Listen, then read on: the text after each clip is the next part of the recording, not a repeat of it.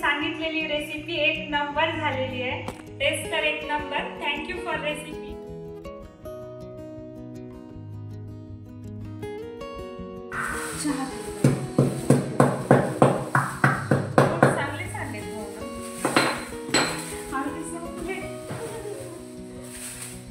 आवळे चांगले सांगितले. मी आणलेले आहेत आवळे. आवळे कुठे आहेत? फ्रीज मध्ये ठेवले का बाबा? नाही, मी काल आणलेली बॅग बघा. त्याच्या बॅग मध्ये असेल. दूध तुम्ही काढलं ना कॅटली दुधाची? हो, त्यातच होते. हो, त्यातच एक कवर होतं. फ्रीज मध्ये आहे का? दूध ठेवले होते फ्रीज. आईने ठेवले असतील फ्रीज मध्ये.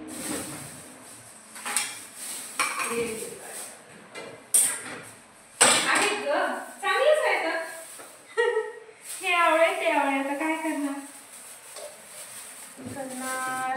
काय आहे आयडिया करायची? छान आहेत पण भाऊने आणलेले छान आहे का? मुरंबा. मुरंबा नको आता. मला थोडा वेळच लागते त्याला द्यायचं. मला एक रेसिपी पाठवलं होतं अलकाकाने सांगितले, आवळ्याचे लाडू. अरे हो, ते इंस्टावर पाठवलेले. जमते मग ते करून बघूया. जमते का? मेहंदी लावायची आहे आपल्याला. चालतंय, त्याच्यामध्ये यूज करता येते ना आवळ्याचं. हो ना, आवळ्याचा जेवढा रस निघला ते मेहंदीत यूज करूया आणि आवळ्याचे लाडू बनवूया. जमते. एक काय म्हणते, रेसिपीला रेसिपी. जमते. चला मग मस्तपैकी आवळे धुवून घेतलेत स्वच्छ पाण्याने आणि ह्याला छानपैकी खिसून घ्यायचं. अशी जी छोट्या होलची खिसणी असते ना त्यानंच खिसलं ना ते लाडू अजून छान होते. मोठ्या ह्याने थोडंसं त्याचं मोठं मोठं लागतं. तर बघा मी खिसून घेत आहे.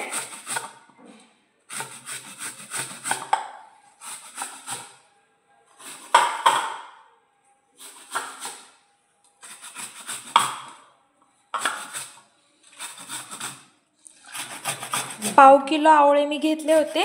चला आता झालंय माझं खिसणं. पाव किलो आवळ्याचे लाडू आपण बनवूया. अशा प्रकारे मी हे खिसून घेतले. आता हे बघा यात किती पाणी आहे.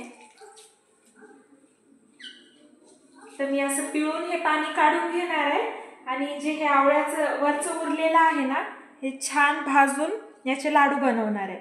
आणि हे जे आवळ्याचा रस आहे ना ते मी मेहंदीत टाकण्यासाठी यूज करणार आहे.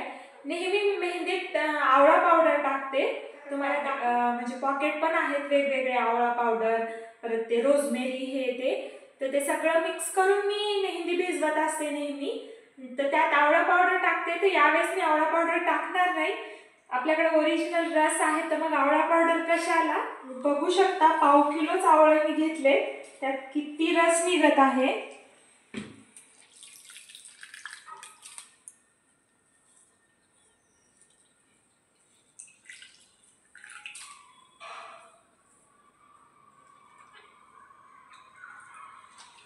चला तर मग आता हे सगळं काढून झालंय. आता सगळा रसच आहे यात. हे नंतर मेहंदी भिजवायला यूज करूया आपण आणि हे छानपैकी भाजून घेऊया. यात थोडं थोडं तूप टाकत राहायचं आणि भाजत राहायचं. आवळ्याचे फायदे सांगायची तर गरज नाही. सगळ्यांनाच माहिती आहेत आवळ्याचे किती फायदे असते.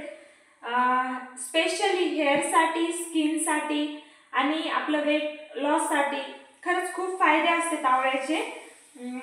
मी बाकी गोष्टी काही जास्त सांगणार नाही तुम्हाला. हे फायदे असते डायबेटीज, शुगर हे याच्यासाठी यूज होतं.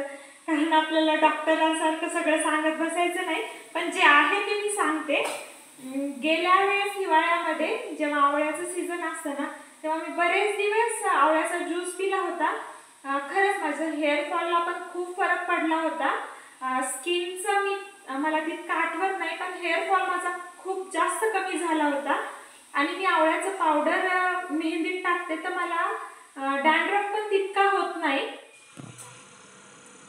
असं थोडं थोडं तूप टाकत राहायचं आणि त्याला फिरवत राहायचं.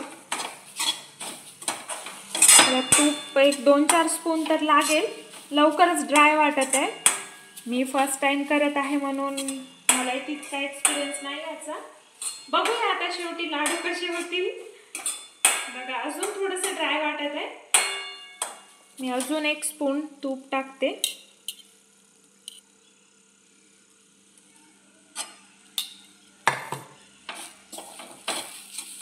आणि खूप लवकर भाजलं बरं हे.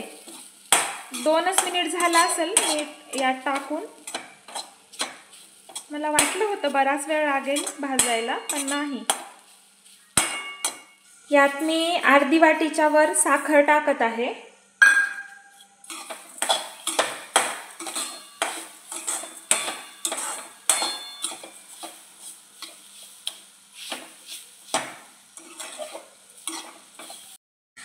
त्यानंतर यात मी थोडे काजू बदाम कट केलेले टाकते.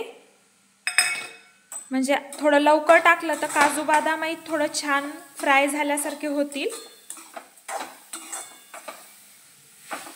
बघू शकता साखर छान मेल्ट होत आहे आता.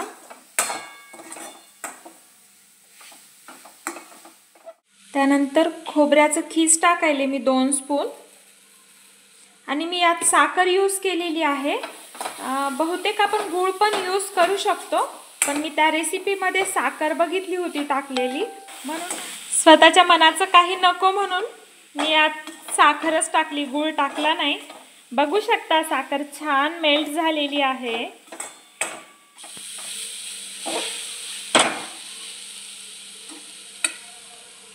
ताई एकदा टेस्ट करून बघा.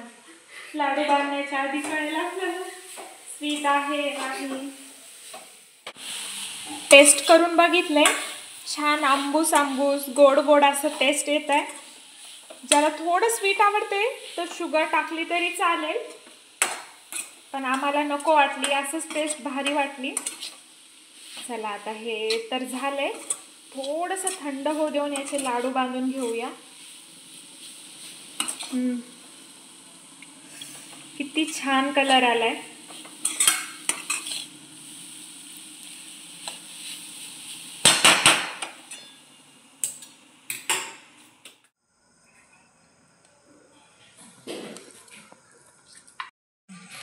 तुम्ही बघू शकता किती छान छोटे छोटे लाडू बांधले जात आहेत. टेस्ट तर 1 नंबर झाले.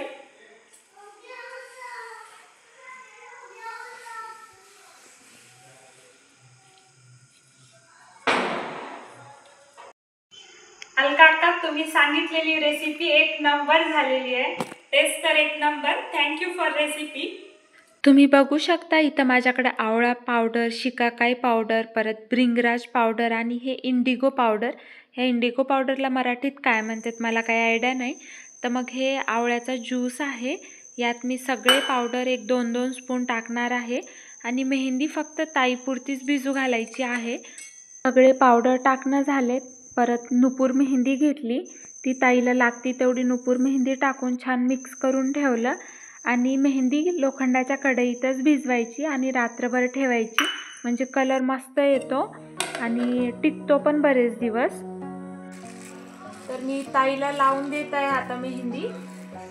तर मेहंदी कशी भिजू घालायची हा व्हिडिओ मी तुम्हाला नंतर शेअर करेल. रात्री मला तेवढं क्लिअर तुम्हाला सांगणं झालं नाही. चला मग भेटूया पुढच्या व्हिडिओमध्ये. तोपर्यंत बाय.